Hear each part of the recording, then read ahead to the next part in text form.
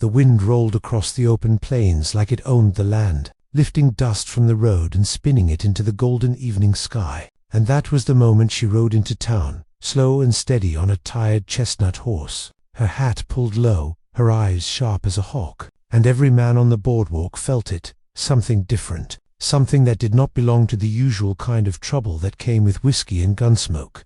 He was leaning against the hitching rail outside the saloon, tall and broad-shouldered, boots dusty, hat tipped back just enough to see the town square. And when he noticed her, he did not smile like the others. He studied her instead, the way a man studies a storm cloud on the horizon, measuring distance and danger. And when she dismounted without asking for help, he muttered under his breath that she looked like trouble. She heard him clearly, even with the chatter of the town and the creak of wagon wheels, and she turned her head slowly, letting her gaze meet his, steady and unafraid. And instead of frowning or bristling like most folks would, she gave him a small smile, calm and confident, the kind that could unsettle a man more than a pistol ever could. And she answered softly that then he must be her kind of man. The words hung in the air between them, heavier than the dust and quieter than the wind. And for a moment neither of them moved, the town fading into the background, the saloon door swinging open behind him, laughter spilling out, but all he could see was her, standing there like she had stepped out of the sunset itself. And he realized trouble might not always come riding with a gang behind it. Her name was Clara, though she did not offer it right away. She tied her horse with careful hands and walked toward the general store as if she had lived there all her life. And the townsfolk watched with curiosity, because strangers rarely arrived alone, especially not women with such steady eyes. And whispers traveled faster than the wind, asking who she was and what she wanted in a town that liked its routines. He followed at a distance, not out of suspicion but out of something he did not yet name. And when she stopped to speak with the store owner about supplies, he noticed the way she carried herself, confident but polite, strong but not loud. And he found himself stepping closer, tipping his hat as he introduced himself as Cole, rancher from the North Ridge. And she shook his hand firmly, meeting his gaze without hesitation. Cole had seen trouble before, rustlers trying to steal cattle, drifters looking for easy money, rival ranch hands stirring fights. But Clara did not fit any of those patterns. She spoke about renting a small room, about work she hoped to find, and when asked why she had come alone, she answered that sometimes a person had to leave behind what was safe in order to find what was right. And Cole felt those words settle deep inside him that night. The town quieted under a blanket of stars, and Cole stood outside the saloon again, thinking about her smile, about the way she had turned his warning into a challenge. And when he saw her light on in the boarding house window, he realized trouble had followed her into town, because shadows moved at the edge of the street, to riders who did not belong, watching the building where she slept. And Cole straightened, knowing the night had just changed. Morning came pale and quiet, but the peace did not last long, because Cole had barely finished his coffee when he noticed the same two riders from the night before standing across the street, pretending to study the general store, their horses tied tight and their hats pulled low. And he felt the familiar tension in his shoulders,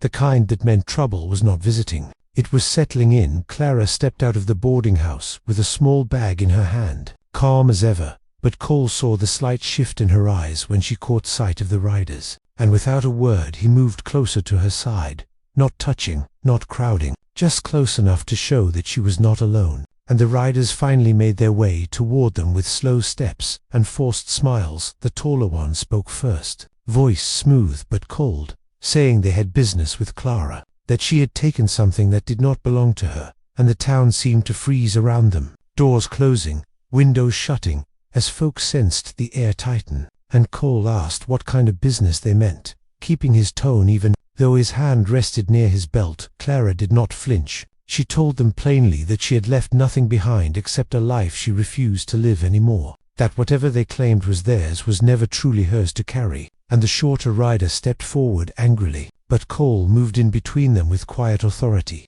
saying that whatever problem existed would be handled without threats in his town. The riders did not like that answer, and the taller one leaned closer to Cole, warning him not to interfere, suggesting that a rancher should stay on his land and mind his cattle.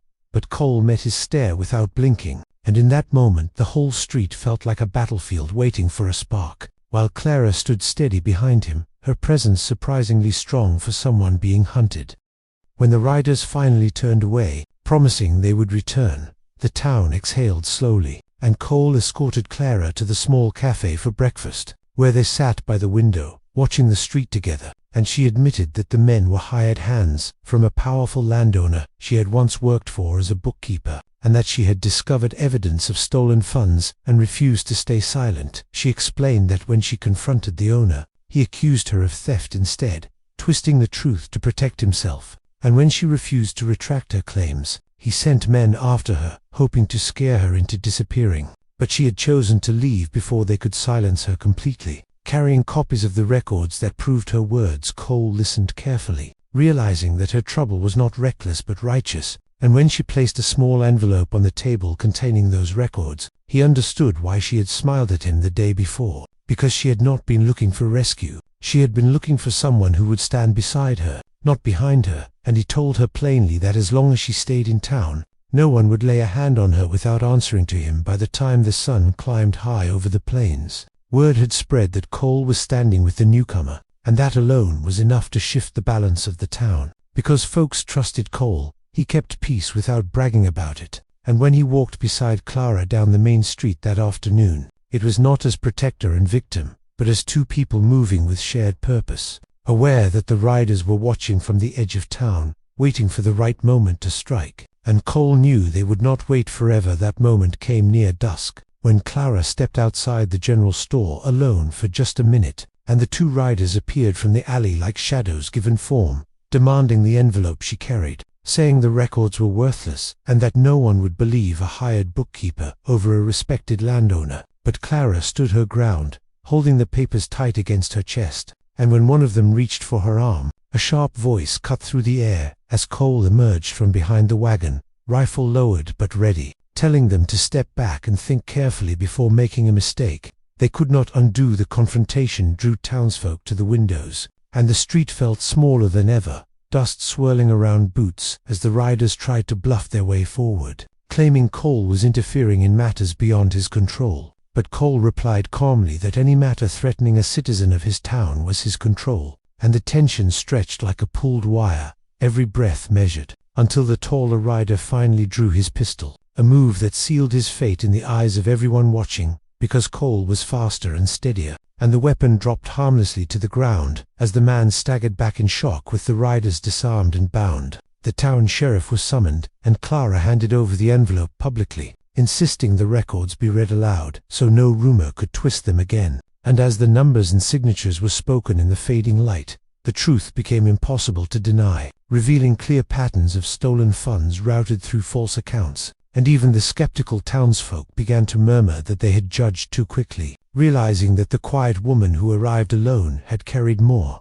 courage than the men who tried to silence her. The riders confessed under questioning that they had been paid to retrieve the documents and intimidate Clara into returning them, but they had not expected resistance, certainly not from a rancher willing to stand in open daylight without fear. And as they were led away, Clara felt the weight she had carried for weeks finally loosen, not because danger was gone, but because she had faced it without running. And Cole stayed beside her through it all, never claiming credit, never demanding thanks, simply present. That night, the town gathered at the saloon, not in celebration of violence, but in relief that honesty had prevailed, and Clara found herself sitting across from Cole once more, the same table where she had first met his warning, and she reminded him with a quiet grin that he had called her trouble, to which he admitted he had been wrong about the kind of trouble she was, because she was the kind that cleansed a place instead of tearing it apart, and he respected that more than he could say. As the evening deepened, Cole walked her back to the boarding house,